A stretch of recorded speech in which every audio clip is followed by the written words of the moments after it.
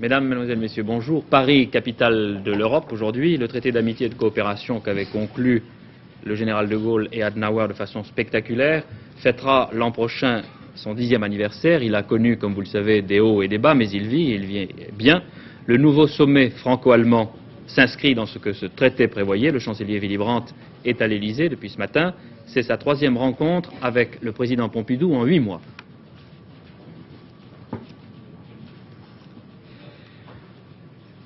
Le chancelier Willy Brandt est arrivé ce matin à 10h15. Il a été accueilli au bas de son avion par le Premier ministre, M. Chaban-Delmas, et par le ministre des Affaires étrangères français, M. Maurice Schumann. Le chancelier était accompagné de son côté, comme à l'habitude, par le ministre des Affaires étrangères allemand, M. Scheel, et le ministre des Finances, M. Schiller. Ils sont arrivés à l'Élysée et, à partir de 11h, commençait un tête-à-tête entre le chancelier et le président de la République, M. Pompidou. Ce tête-à-tête devait durer jusqu'à l'heure du déjeuner, déjeuner au cours duquel devaient être prononcés des toasts considérés du côté français comme devant être relativement importants.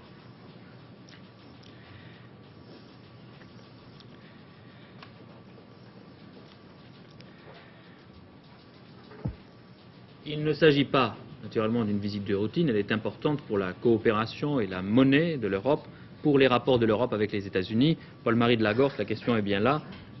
Est-ce que l'on peut définir une politique indépendante pour l'Europe? C'est en effet dans ces termes-là que le président Pompidou voudrait poser la question de l'Europe désormais.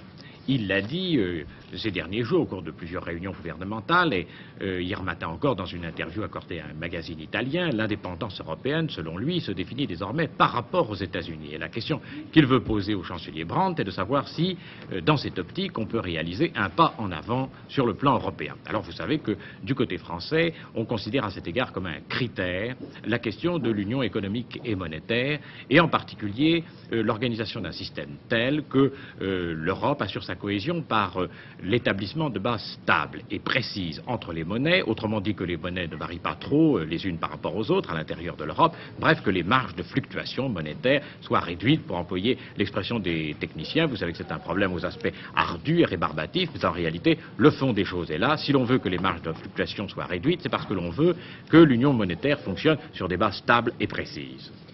Pendant les entretiens Pompidou-Brandt, on peut dire que les ministres français et allemands discutent également. Ils participeront demain à une sorte de conseil des ministres franco-allemands à l'Élysée, présidé par le chancelier Willy Brandt et par M. Pompidou.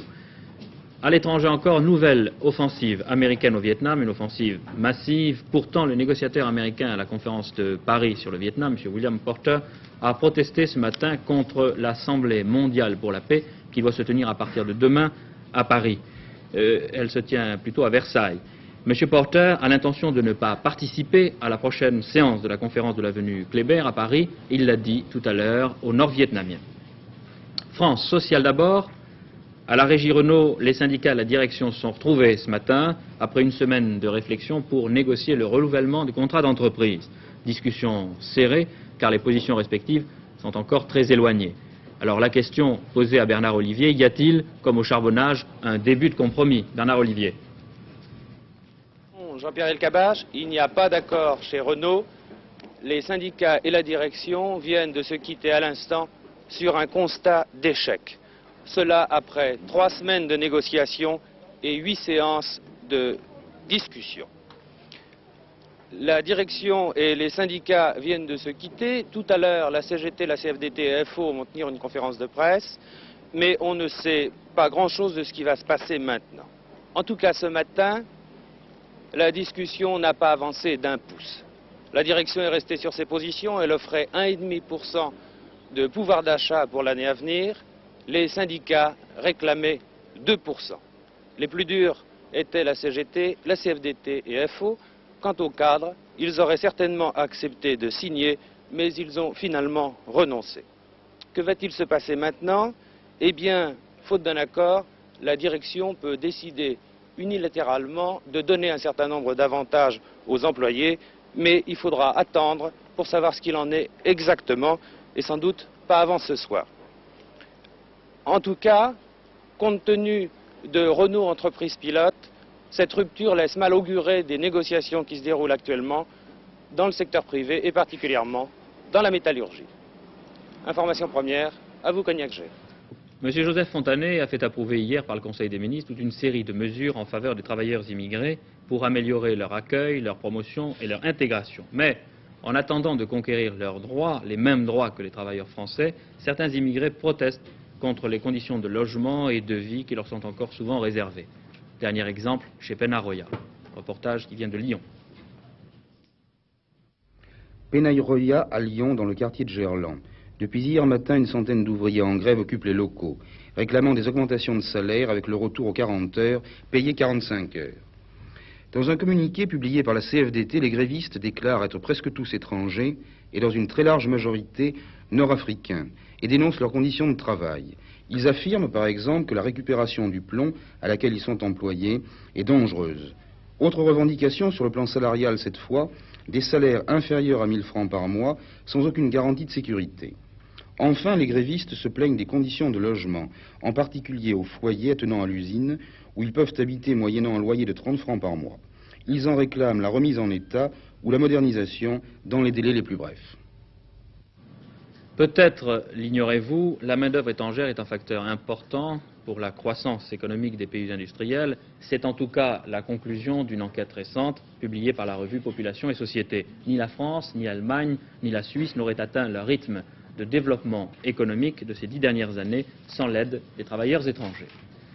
Les Français et l'impôt, une question d'actualité. M. Giscard d'Estaing ouvre le dossier de la fiscalité avec ses conséquences techniques et politiques. Il sera ce soir à 20h30 votre invité, Étienne, avec 4 journalistes, ou face à 4 journalistes.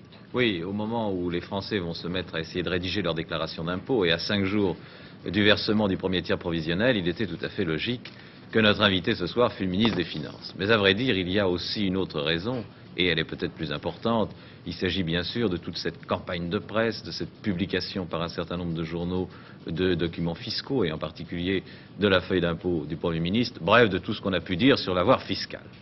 Alors vous allez me dire, nous allons avoir ce soir à 20h30 un débat technique sur l'avoir fiscal. Eh bien, pas du tout, car les 4 journalistes que j'ai invités ce soir pour interroger le ministre des Finances, Raymond Bourgine de Valeurs Actuelles, Jean Ferniaud de RTL, Georges Filiou de l'Unité et Pierre Meutet d'Europe numéro 1, ces 4 journalistes sont bien décidés à poser les questions que tous les contribuables se posent, que vous vous posez. Les Français sont-ils vraiment égaux devant l'impôt ? Est-ce qu'il n'y a pas certaines catégories de contribuables qui peuvent frauder le fisc plus facilement que d'autres ? Est-il normal, par exemple, que les retraités ne bénéficient plus de ces 10% d'abattement pour frais professionnels dont bénéficient tous les salariés? Bref, est-ce que notre fiscalité est juste sur le plan social et efficace sur le plan économique? Et si ça n'est pas le cas, que faut-il faire concrètement pour essayer d'y parvenir? Voilà les questions que ce soir nous serons amenés à poser à M. Giscard d'Estaing, et je pense qu'on aura des réponses importantes et intéressantes. L'actualité en question à 20h30 ce soir. Simon Schneider, qu'on a appelé selon les cas Arsène Lupin, Mandrin ou Robin des Bois, et qui avait eu la vedette il y a quelques mois en Alsace, s'est évadé la nuit dernière dans des conditions spectaculaires de la prison de Strasbourg avec un complice qui a été repris en fin de matinée. À Strasbourg, on se demande si Schneider pourra renouveler ses exploits de l'an dernier. Simon Schneider, le nouvel Arsène Lupin qui s'était forgé en Alsace une solide renommée, est resté fidèle à sa légende. Il s'est évadé au petit matin de la maison d'arrêt du fil à Strasbourg comme au cinéma, en limant un barreau de sa cellule et en descendant le long du mur de la prison grâce à une corde faite de ses draps de prisonnier. Avec lui, son compagnon de cellule n'est pas allé bien loin. De Lille, un repris de justice a été blessé par un gardien, le brigadier-chef Bourrel, qui patrouillait autour de la maison d'arrêt. Après les sommations, il a tiré. Simon Schneider, lui, court toujours. Il s'est évadé en pyjama. Il sera difficile de le retrouver car il compte beaucoup de sympathie dans le milieu à Strasbourg. Son évasion bénéficiait d'ailleurs de complicité extérieure. Une voiture volée et des vêtements l'attendaient dans la rue à l'ombre du mur de la prison. Mais cette fois, pas de chance pour le nouvel Arsène Lupin. La police avait repéré et emmené cette voiture quelques heures avant l'évasion. Simon Schneider, le voici, en septembre, au moment de son arrestation, menottes aux mains. Il donnait sa dernière conférence de presse. Ici? Oui. Pendant 3 jours. Et vous ne vous êtes pas rendu compte que les policiers vous cernaient? Non, juste ce matin quand on a entendu les sommations de la police. Ce jour-là, après un siège en règle, Schneider et son lieutenant Richard Hague s'étaient rendus à la police, une police qu'il narguait depuis des mois. Il apparaissait, disparaissait, toujours insaisissable. Simon Schneider est accusé d'une multitude de méfaits, vols et cambriolages en tout genre. Au cours d'une conférence de presse secrète, il s'était disculpé de tentatives de meurtre et d'attentats à la grenade contre des cafés de Strasbourg. Le malaise des prisons n'est pas un problème spécifiquement français, c'est toute l'Europe qui recherche en ce moment les moyens de réformer, réorganiser les prisons. Hier à Luxembourg, des détenus se sont encore révoltés, et je peux dire une nouvelle fois, la deuxième en 15 jours. L'affaire dure 2 heures. 3 gardiens, 2 soldats et un coiffeur, le coiffeur de la prison, sont pris en otage par une cinquantaine de mutins. À peine la révolte a-t-elle éclaté que la police et la troupe, et à leur tête le ministre de la Justice en personne, investissent les bâtiments. On parlemente, on marchande, on s'invective en vain. La troupe va donner l'assaut. Les mutins les plus décidés grimpent sur le toit. Ils découvrent la charpente et l'arrosent avec de l'essence, menaçant d'y mettre le feu. Peine perdue, les pompiers noient le tout avec leurs lances d'incendie. Une partie des mutins s'avise alors que mieux vaut rentrer dans le rang volontairement que contraint et forcé. La désescalade est amorcée. À leur tour, les meneurs se laisseront convaincre de renoncer à la révolte ouverte.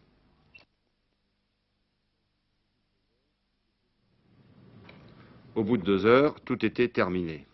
Révolte exclue, on ignore si les prisonniers ont d'autres moyens pour se faire entendre. À Sapporo, c'est finalement le favori qui a gagné. Gustavo Toeni remporte le slalom géant et une médaille d'or. Le Norvégien Aker, le vainqueur de la première manche, vous en souvenez, hier, est tombé. Sapporo consacre en tout cas un vrai champion, un grand champion, l'Italien Toeni, qui a fait ce matin la preuve de ses qualités. Nous allons voir cette descente d'ailleurs avec le Norvégien Aker. Il avait exactement 8 centièmes d'avance sur Hagen et 49 centièmes sur Toeni. Georges Mauduit est à nos côtés pour nous parler de ce style du Norvégien Aker et surtout des conditions de la chute. Il faut rappeler, je crois Georges, car vous connaissez cette piste, vous avez skié là il y a 2 ans, que c'est un véritable mur au départ. J'ai skié exactement, c'est l'année passée au cours des pré-olympiques.